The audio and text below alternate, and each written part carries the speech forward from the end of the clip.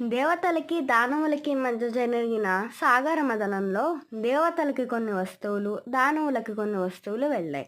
అలా వెళ్ళిన వస్తువుల్లో ఇంద్రుడికి వెళ్ళిన వస్తువే చూడమని. ఆ చూడమణిని ఇంద్రుడు అయోధ్య రాజైన దశరథ మహారాజుకి బహుమతిగా ఇచ్చాడు. దశరథ మహారాజుకి ముగ్గురు భార్యలు, కౌసల్య, సుమిత్ర, కైకేయి. చిన్నదైన కైకేయి మహారాణి అంటే దశరథుడికి చాలా ఇష్టం. కాబట్టి దశరథ మహారాజు ఆ చూడమణిని కైకేయి మహారాణికి బహుమతిగా ఇస్తాడు.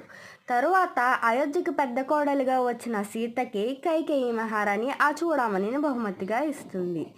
కొంతకాలానికి మందర మాటలు విని రాముడు వనవాసానికి వెళ్ళాలని దశరథ మహారాజుని 2 వరాలు కోరుతుంది. ఆ వరాల ప్రకారం సీత, రాముడు, లక్ష్మణుడు వనవాసానికి వెళ్తారు. అలా వనవాసానికి వెళ్ళినప్పుడు సీతాదేవి తన చూడమణిని తన దగ్గరే ఉంచుకుందంట.